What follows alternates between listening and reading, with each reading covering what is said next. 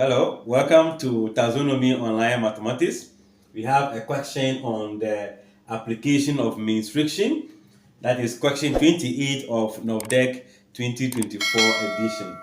A ladder which is 13 meters long leans against a wall if the distance between the foot of the ladder and the base of the wall is 5 meters. Find the height of the wall. So what you do is to make a sketch of what the wall is going to be. So if we say this is the ground and the wall is here, it will be perpendicular to the ground. Then a ladder is somewhere here and lean against the wall. The ladder will have a height of 13.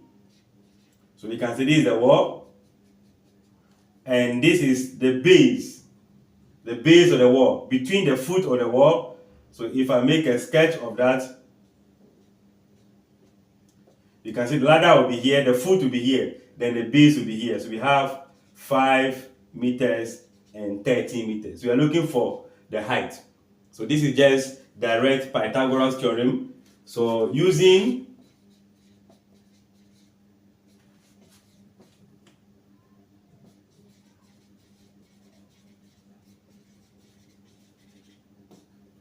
Pythagoras Theorem, we know very well that the longer side will be 13 square, then h square plus what?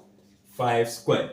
Since the h is what you're looking for, we maintain it and transpose the 5 square to where the 13 square is. And 13 square will be 169 minus 25 equals to h square. I believe this will be 1, so 4 equals to h squared. But we are looking for h, not a square. So we find the square root of both sides. So the root of 144 equals to the root of h squared. It will cancel. H will be equals to 12. So we are going to say that therefore the height